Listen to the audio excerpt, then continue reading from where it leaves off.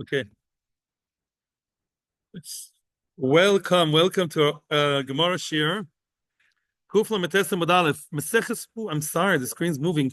Maseches Shabbos Daf Kufla Metes Amud Aleph. The shiur is Le'ilu Nishmas Mefader Menachem Ben Akiva, and we are in the second line of the shiur.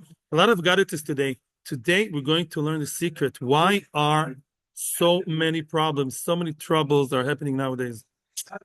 So I wouldn't know why, no way, but the Gemara tells us why. Usually there are different reasons, each tzara, each adversity has different reasons, different causes. But here, the Gemara will actually mention one reason for all the troubles that are happening. So we are in such deep trouble. We have Lo Leinu hostages still in the dark tunnels, horrible. So let's learn for the tzala of Alon ben Idit and all other his hostages that I took upon myself to daven for. Alon ben Idit and all other hostages. B'seich Sh'ar Shvui Yisrael should have a very, very quick release. Mashiach should come very soon. Tanya, I got it. I'm sorry. Rabbi Yosef ben Elisha Omer, Imreit Ador, Shetzoros Rabos Bois Olav. You see a generation that many tzoros, a lot of tzoros, a lot of troubles come upon him. Say, Ubedoik b'dayone Yisrael. Go and check the Yone Yisrael. You may not know why the tzoros are happening. It looks like everything is fine. Go and check the inner chambers of the Yone Yisrael, of the Dayanim, the judges of Israel. Shekol pu'onos shebo lo'olam lo yibo ele b'shvil Yone Yisrael. Scary. Each pu'onos, every bad thing, each catastrophe, tragedy comes to the world, only comes because of the Yone Yisrael. That's a heavy load.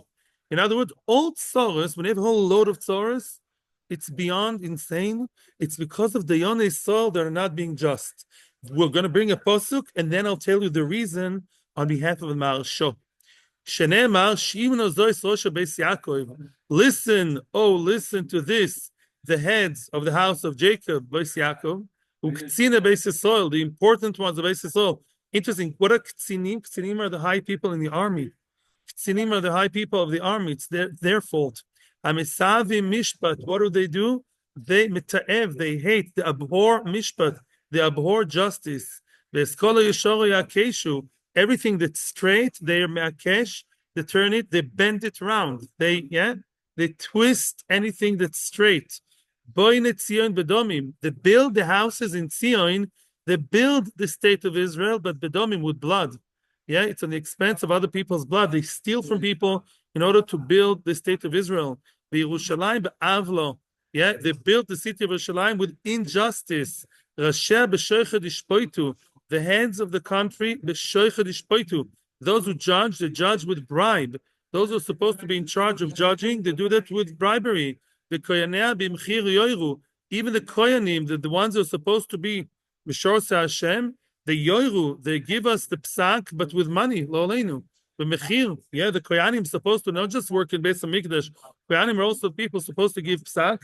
So those that are connected to the authorities, lo aleinu, they do it for money. When the Nevi'ei Sheker, those Nevi'im, the prophets that are lying to everybody, they tell everybody, no, everything is good, everything is fine, it's not your fault, no.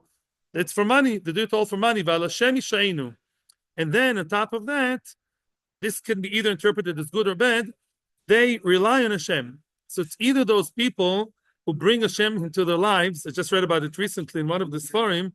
Those who do all bad things in the world, and they always say, okay, Hashem is on my side. I do everything that's bad, but Hashem is with me.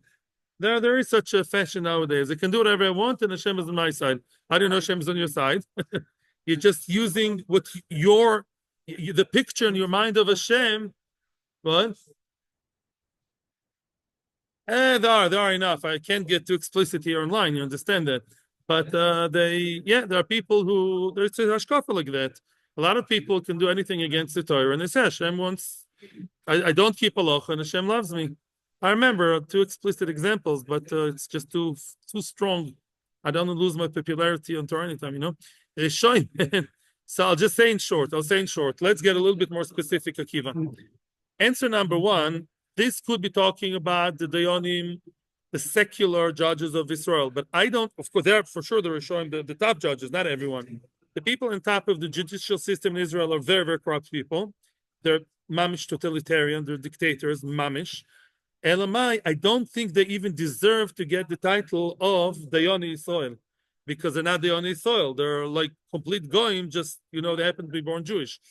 But unfortunately, I'll tell what happens nowadays in the Bati Din. The reason why sometimes in Beis Din there's also injustice, there could be all kinds of reasons.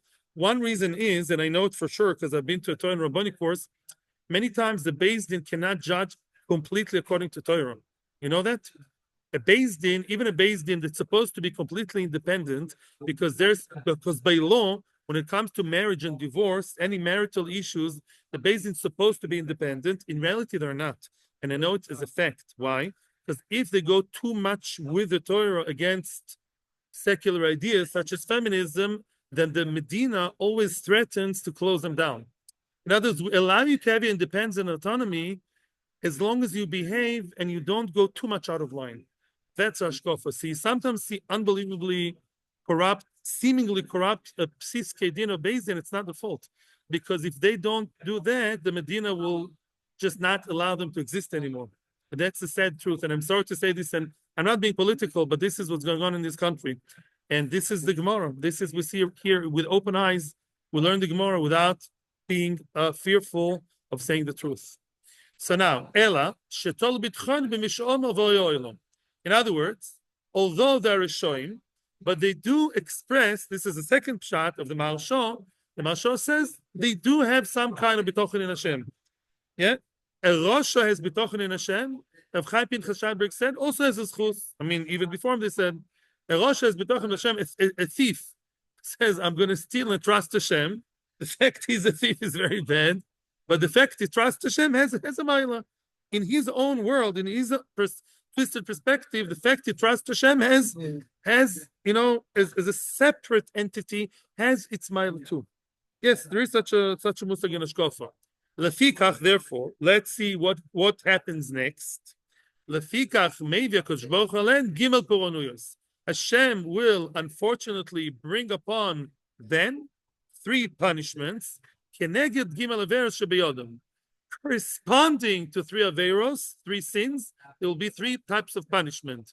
Says the Maharsha, they're such Rishoim, they deserve to be completely out of the picture.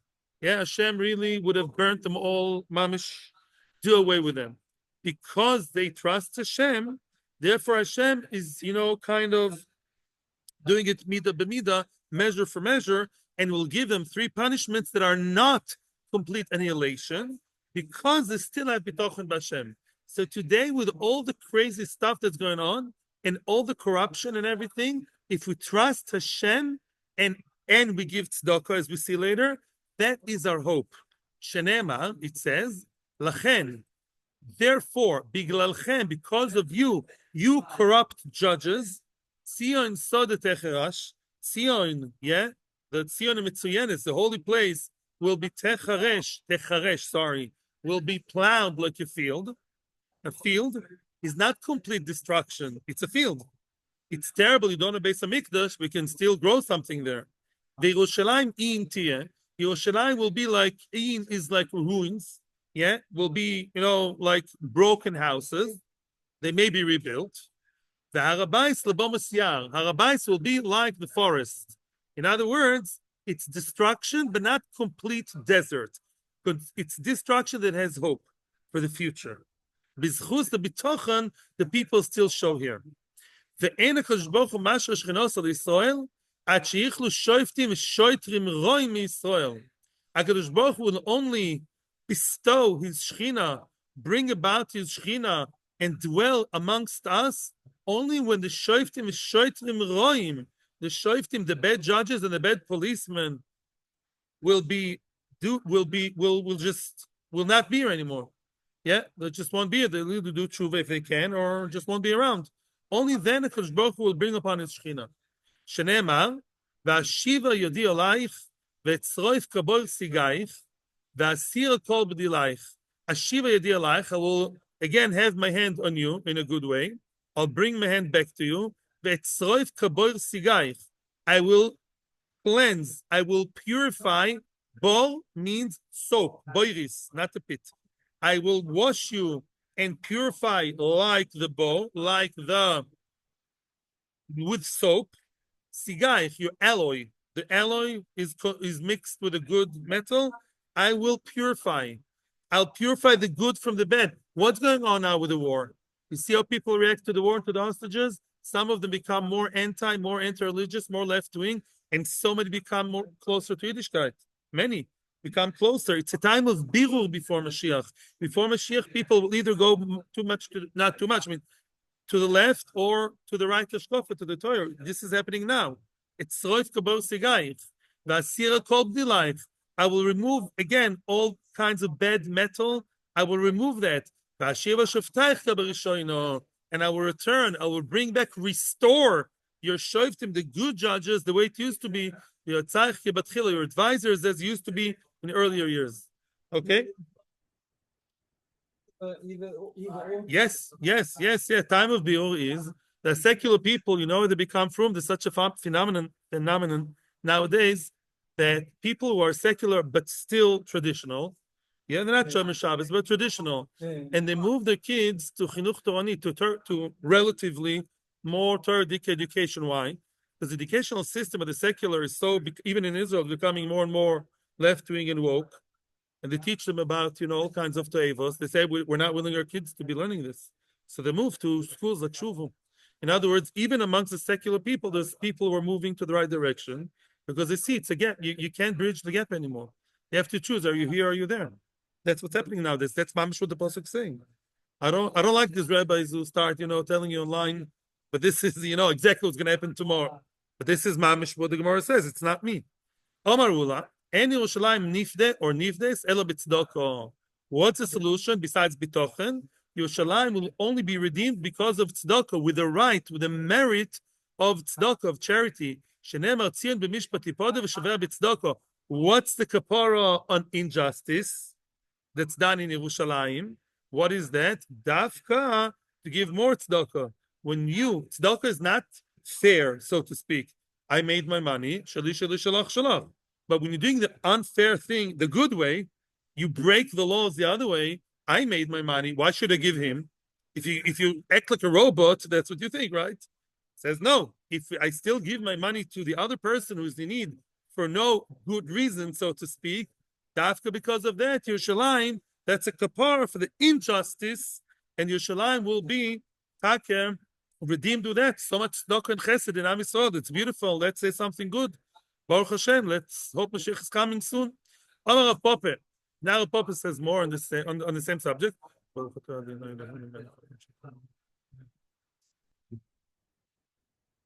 Amar Rav Pope. Ibatli Yehiri, Batli Amgushi. Now, what can we do to make things better?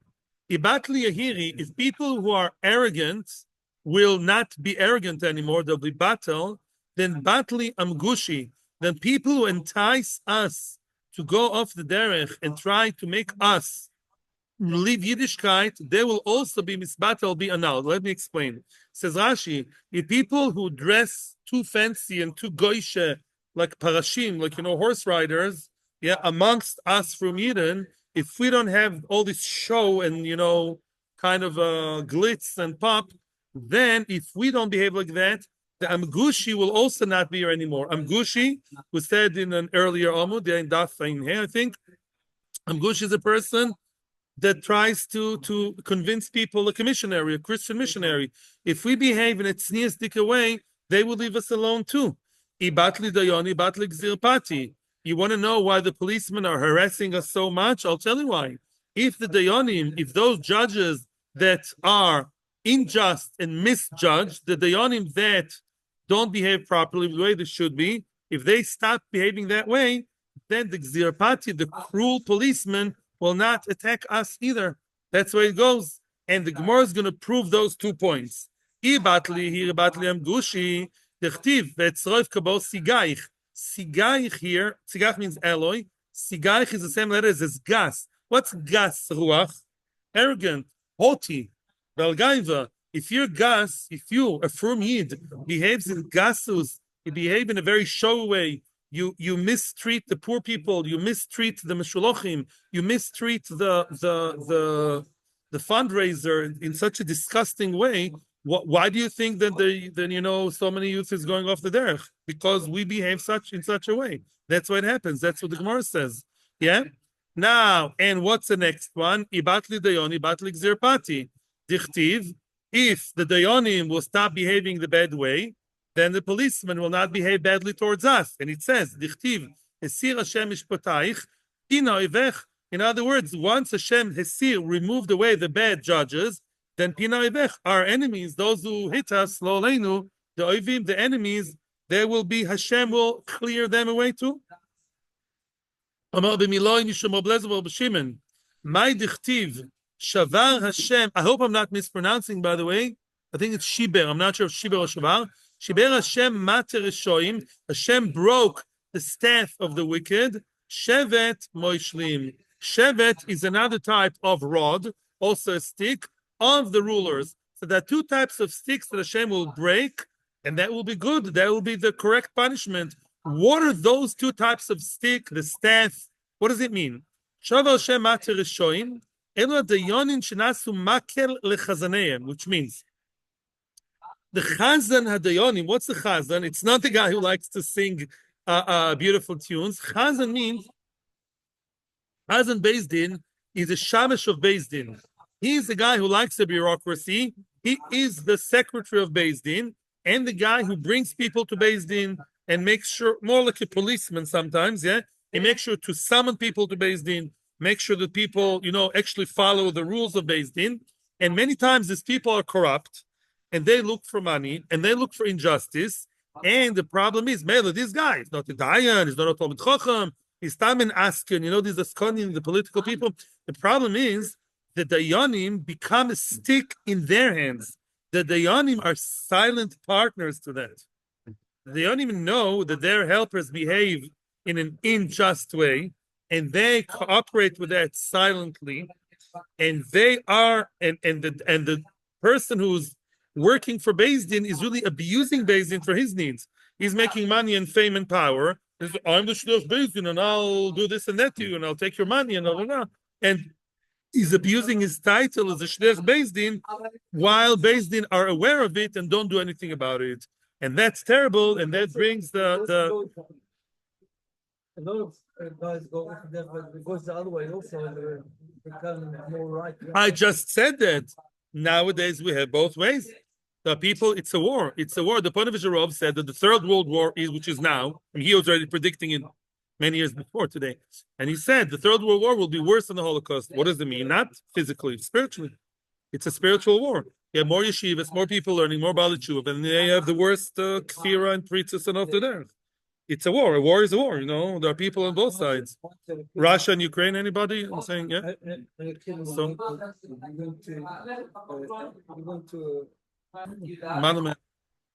Shevet Moishlim. What's a Shevet Moishlim? Now, Shevet, the Meforshim point out, I think it's a Marsha, one of the Meforshim has said, Shevet means two things. It's a kara, the stick. Shevet also means a tribe, family. Shevet Moishlim. Elu Talmidei Chachamim, shebemishpochas hadayonim. What does that mean? Talmidei Chachamim, let's say there's a dayan who misjudges, not misjudge on purpose, yeah? He twists the din on purpose. He bends the din because of bribe or stam, whatever, laziness.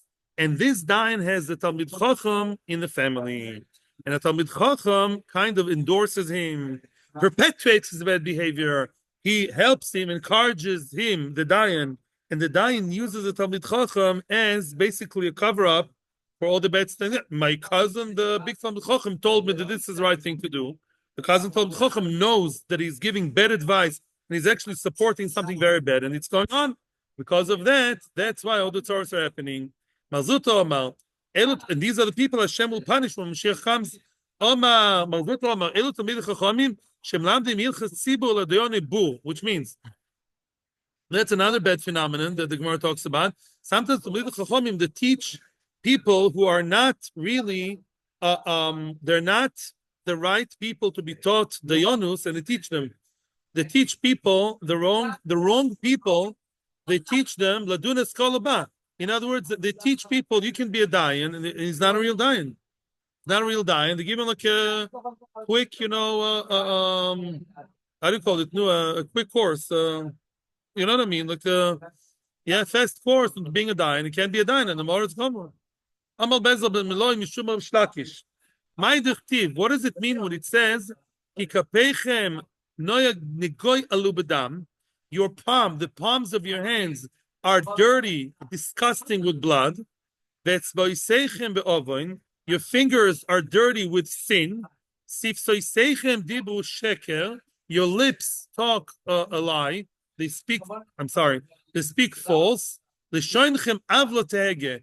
Your tongue always pronounces evil, injustice ideas of injustice.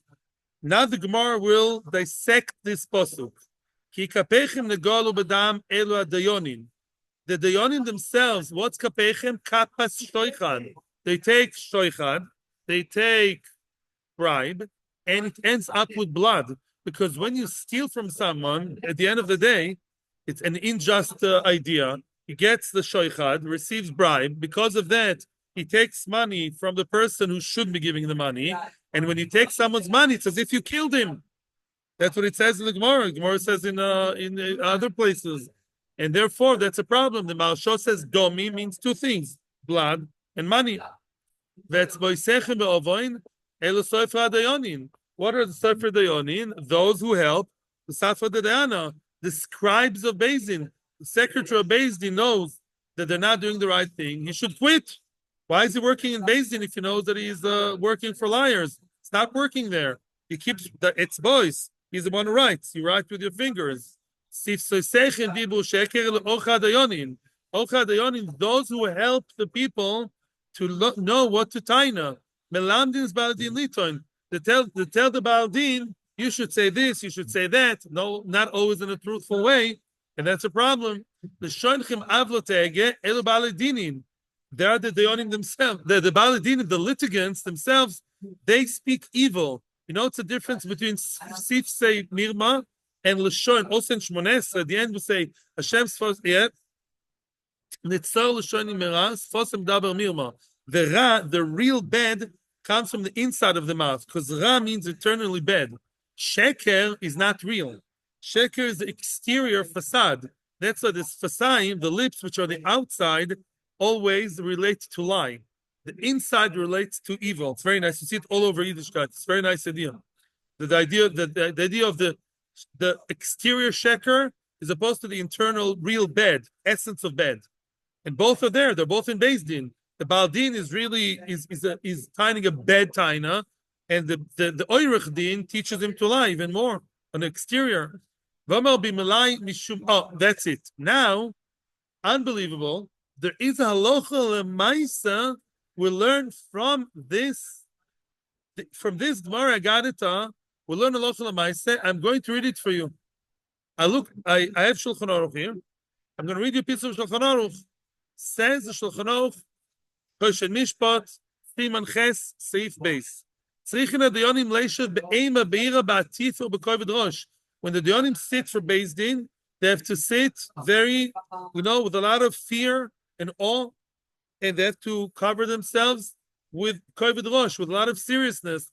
Also, la'akel rosh v'leishav l'saper b'dvar b'tol b'Beis Din. They can't chat and shmooze in Beis Din, making it light, right? Ve'ira adayin kilucher munachas lo tzavoi. The dayan should see as if he has a sword on his neck. It's as if he has the Gehenim open underneath.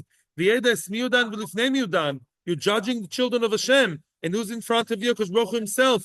He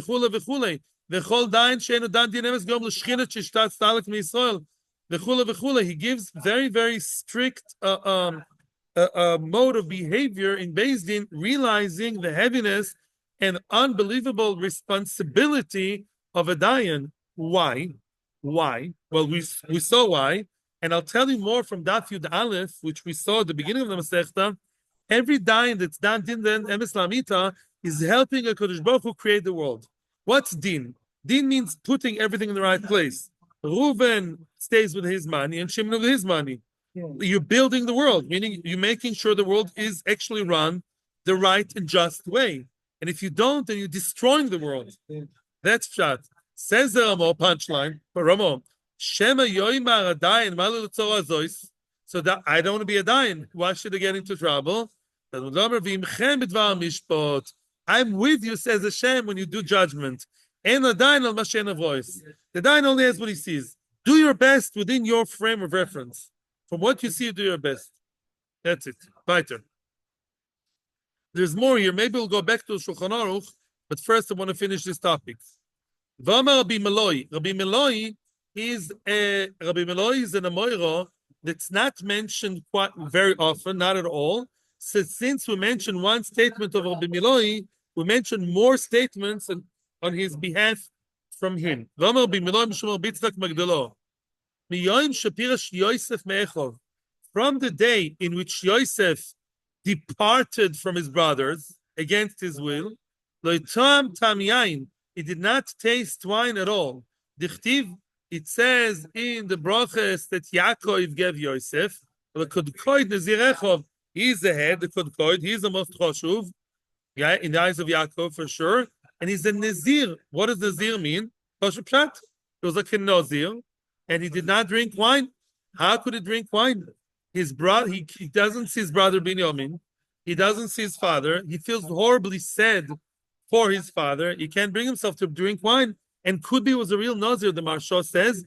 Why did he shave? When did he shave the first time? When he was forced to. They brought him to the Melech, they made him shave. Before that, he had long hair because it was a Nazir. Rabbi Yosef B'Chanina Amar, Athen, the brothers too, the brothers did not taste wine, none of them. All these years they didn't drink wine. When they all had the feast together, before Yosef was revealed to them, they had a feast, all of them together. Then they drank and got tipsy, shiur, with Yosef together. Michlal, that is to say, yeah, that is what? Up until that moment of them meeting Yosef, they did not drink. Why didn't they drink? Well, maybe they also felt bad. I saw the Maharsha that says, I think it's a Maharsha, one of them, either Maharsha or someone on the Yaakov, he says that the reason is that when they sinned by selling him, they had a drink. Yeah, it says they went, Roim es atzmon, they went to shepherd themselves. They went to have a good time. We're talking about people who are very, very holy over here, the Shiv Tekah, but to their level, there's some kind of kalus rosh on their side. They drank, they ate. It says, Vayishtu, they drank, they ate. That eating, drinking made them feel too good, kivyochol, and they made, let's get rid of that, nudnik, kivyochol. Obviously, I shouldn't be saying this, it's very high people, but that's what it says here. And that's why they chapped themselves right from the start, and they said, we're not going to drink wine anymore until we meet Yosef. Like the Maharsha, wait. Why did they drink wine when they met Yosef? They didn't know it was Yosef. They thought it's an evil Egyptian ruler. They didn't know it's a happy end yet. It was one frame before the end of the movie. How did they know? Says the Maharsha, they were forced because of Kvod Malchus. They thought this is a Choshev king, yeah? Choshev Melech. We're not going to mess up with him. What happens when we misbehave by Trump? Ask Zelensky. What happened? They didn't want to mess up with anybody, so they drank. The idach. But according to the first opinion that says that Yosef didn't drink, but they did drink. If so, why did it say they drank with him?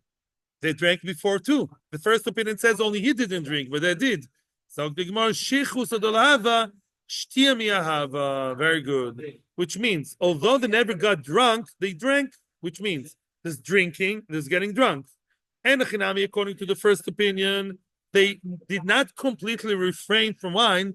They didn't become teetotals, like only no alcohol at all. Elamai, they never got shiur. They were still in more serious mode. Oh, we sold a brother, we can't get shiur. But to drink, they drank. Kiddush, Avdollah, whatever. They did, they kept the Rabbanon, it says, in Rosh Hashanah, in the Yom Kavches. V'amar b'miloi, b'schar v'rocha v'somach b'liboy, another statement from Rabbi Miloi, seemingly not related. This is yesterday's parsha. It says that Aaron HaKohen is the one, obviously, as we all know, the first one to ever wear the choshen, the beautiful choshen with the 12 stones, which is the choshen that gives us messages from Hashem. because of Aaron's beautiful midah of being happy for the other person, for the Falganin, Hashem told Moshe, don't worry about Aaron's jealousy. Yeah, he'll see you, I'll be happy, not happy with a fixed smile. Beliboy, says the Malshah, he'll be internally happy, no jealousy whatsoever. Says the Malshah something which I never knew my whole life, unbelievable. He says, Aaron received nevuah before Moshe. Chronologically speaking, there was a nevuah given much later to a novi, which originally was given to Aaron. Okay, and that nevuah of Aaron, I could have said, what? That's my little brother. I was here first. Why is he taking the shtele, the job, instead of me? Aaron did not feel that at all. Aaron had the unbelievable midah of firgun, the opposite of kina, of jealousy, and because of that, he was zeichet to the choishen, which is al leiv, leiv keneged leiv. One more halacha I want to go to now before we continue. If we continue today, says Shulchan Aruch, halacha gimel. Derech chachamim harishonim boichim al itmanos. They run away. The earlier chachamim would run away from becoming dayanim. They don't want to become a dayan. They would do anything possible not to sit in din. Only if they know that nobody else is suitable, no choice. Only if they know that if they don't serve and officiate as dayanim, it's going to be even worse. Other people do a worse job. They did not want to sit in din only until people would really push them, and this Kenim, the Choshev Chachamim, would really ask them to be dayanim, would beg them, only then they become dayanim. The opposite of today's elections, yeah? Each one would run away from the covet. Weiter. No, let's hope already. Shalchulei b'nei Bishkar. Here we're going back to the Kira, 3 more minutes. As you remember from before this Agadita, the topic was what? Ila. Yeah, the canopy, the ohel, building even temporary structure, yeah, to protect, to create a space underneath is an issa, even if it's arai, temporary kind of building, also medarbonon. Shalchum leibnei Bishkar lelevi. There was a town in Bavel called Bishkar, and they sent a letter to Levi, also living in Bavel, and they asked him 3 halachic questions were in the question. Yeah, there are 3 clauses in the question that they asked Levi. Kila mahu. What's the halacha regarding kila? What's kila? The canopy on the bed. Can you use it, or is there a problem of ohel? Shuta bekalma mahu, which means it's a question of kilaim. Shuta means as follows. Shuta is a kind of parasite. The kshoit is some kind of like vegetable that can be used, the plant can be used for alcohol. Maybe it's called hops, I think. I think it's hops. Yeah, hops. Yeah, hops, skip and jump. And that is a parasite on like a thorny bush. There's like a tree, a bush, which is thorny. And the kshoit, which is edible, always sits and sucks as a parasite off that tree. And that's a question of kilaim, not between the parasite and the father, but rather what? Bekarma, which means if one has a vineyard means even 5 vines. 1, 2, 3, 4, and 1 in the back, like a tail. If you have a structure of 5 or more gefanim, you're not allowed to have a vegetable. It says zarecha yalotizra karmecho kilaim. You're not allowed to have a vegetable growing in close proximity to those what? That vineyard. But if it's a fruit, it's okay. If it's a tree, it's okay. If it's a vegetable, it's not okay. Because fruit, it's not called zera. Now the question is, on one hand, this is a vegetable. But on the other hand, it's eating off what? Off the tree. So do you call it a tree because it's feeding off a tree? Or do you call it a vegetable because separately, if you focus on it, it's a vegetable? Now, what's the halacha? Is it a fruit or vegetable? Nafkamina for kilaim. Third question, meis b'yom tov mahu. What's the halacha regarding if somebody died in Yom Tov, how can you bury him? Ada azil, until the answer came to Levi, until the letter arrived by Levi, nach nafshe de Levi. Levi, who questioned the response that the question was meant for him, he died. He was niftar. Amar Shmuel of Menashe. Shmuel told her of Menashe, Ichakimas, if you are wise enough, if you are intelligent enough, shlachlu, you should answer them. Take over Levi, you should answer all three questions. What were the three answers to the three questions? Da-da-da-dum. Cliffhanger. Whoopa. To be continued. Da-da-da-da-dum. Tomorrow we'll see the three answers. Bezos Hashem. No shiur this Wednesday. I'm so sorry. No shiur Wednesday. Yeah. Wednesday I can't. I'm so sorry. But Mirz Hashem tomorrow and Tuesday. Oh. Shkoyach Godel. Thank you so much. Rabbi Chashuvim. We will see Mashiach very soon.